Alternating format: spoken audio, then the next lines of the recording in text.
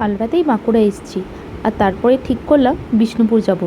মনটা একদমই ভালো নেই তিলোত্তমার ঘটনাটা শোনার পর থেকে। নিজের কলেজের এই রকম একটা ঘটনা কিছুতেই যেন মন থেকে মেনে নিতে পারছিলাম না। জানি শুধু আমি নয়, আমার মতো সবার মনের অবস্থাই একই রকম। আমরা ভোর 5টার দিকে উঠেই বেরিয়ে গিয়েছিলাম, যাতে সকাল সকাল সেখানে পৌঁছে যেতে পারি। রাস্তাটাও তো কম নয়, প্রায় 2 ঘন্টা স্কুটিতে লাগে। এত সকাল বেরোনোর জন্য বাড়ি থেকে কিছু খেয়ে যেতে পারিনি, আর সমস্ত দোকানই বন্ধ ছিল। অনেকটা যাওয়ার পর এই একটা দোকান পেয়েছিলাম, যেখান থেকে আমরা লুচি আর আলুর দম খেয়েছি। খাওয়া দাওয়া শেষ করে আবার আমরা যেতে শুরু করলাম। এবার আমরা একদম শালের জঙ্গলের ভিতরে ঢুকে গেছি। এই রাস্তাটা যে কি অপূর্ব লাগছিল। অবশেষে ঘন্টা 2 পার করে আমরা আমাদের গন্তব্যে পৌঁছালাম।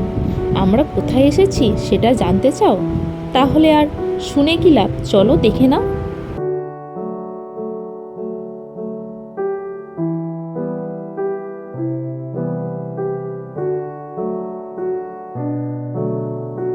হ্যাঁ, তোমরা ঠিকই দেখছো, এগুলো হচ্ছে বিষ্ণুপুর সিল্ক।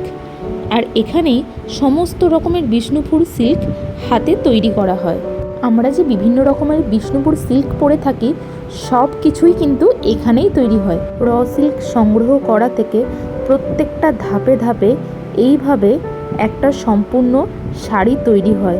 একটা শাড়ি তৈরি করতে কিন্তু অনেক অনেক সময় আর পরিশ্রমের প্রয়োজন হয়। এই জন্যই হয়তো সিল্কের দাম এতটা বেশি হয়। এখানে তোমরা সমস্ত রকমের শাড়ি পাবে, স্বর্ণচুড়ি, বালুচুড়ি, ইঞ্চি বর্ডার, ইক্কাত থেকে শুরু করে ব্লক প্রিন্ট, কলাক্ষেত্র, নাজাকাত, সমস্ত রকমের শাড়ি পাওয়া যায় এখানে। তোমরা চাইলে হোলসেলে এখান থেকে শাড়ি নিতে পারো।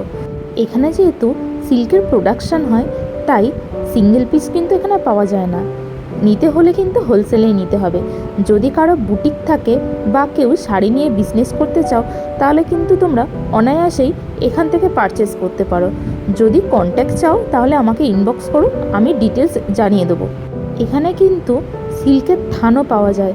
যাদের বুটিক আছে তারা এখান থেকে থান সংগ্রহ করে শাড়ির উপর বুটিকের কাজ করাতে পারো। এখানে প্রায় প্রত্যেকটা বাড়িতেই কম বেশি এই রকম সিল্ক শাড়ি বোনা হয়। এখানে বলতে পারো এটা এদের শিল্প।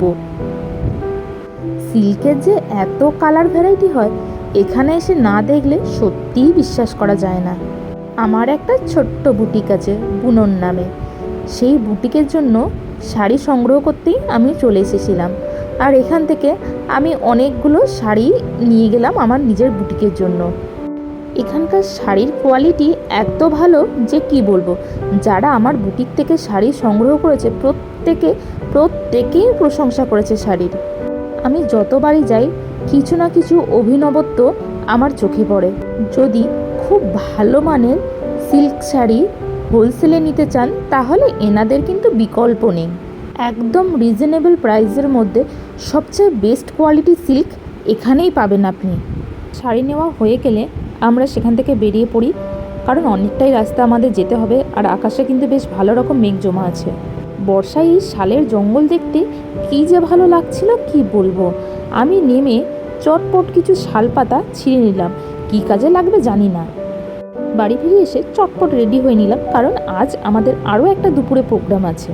আমার জায়ের ভাই চাকরি পেয়েছে, তাই সে ঠিক করেছে আজ আমাদের ট্রিট দেবে। তাই আমরা সবাই মিলে চলে এলাম হোটেল সপ্তপর্ণাতে। হোটেল সপ্তপর্ণাতেই আমার বিয়ের পাকা কথা হয়েছিল, তাই এটা দেখলে আমার সেই কথাগুলো মনে পড়ে যায়। অনেক দিন পর বাইরে বেরিয়ে আমাদের পুচকিটা কিন্তু বেজায় খুশি, তাই সে এদিক ওদিক লাফিয়ে দৌড়ে বেড়াচ্ছে। তার মধ্যেই আমরা স্টার্টার খেয়ে মেন কোর্সের মেনু সিলেক্ট করে ফেললাম এবং অর্ডার করে ফেললাম। প্রত্যেকটার কোয়ান্টিটি কিন্তু যথেষ্ট পরিমাণে ছিল।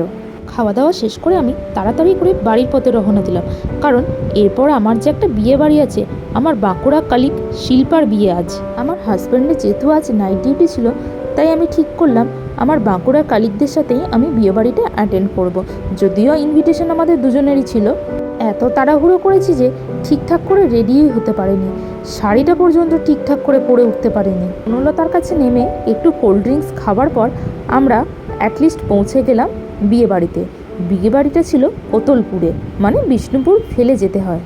বিয়েবাড়িতে ঢুকেই শিল্পার সাথে দেখা করে গিফটটা দিয়ে দিলাম, তারপরেই সোজা চলে গেলাম স্টার্টারের কাছে। একটু স্টার্টার খেতে না খেতেই আমাদের ডাক পড়ল শিল্পার বাড়ির ভিতরে যাওয়ার জন্য। তাই সেসব ফেলে আমরা ছুটলাম কাকিমার সাথে দেখা করতে।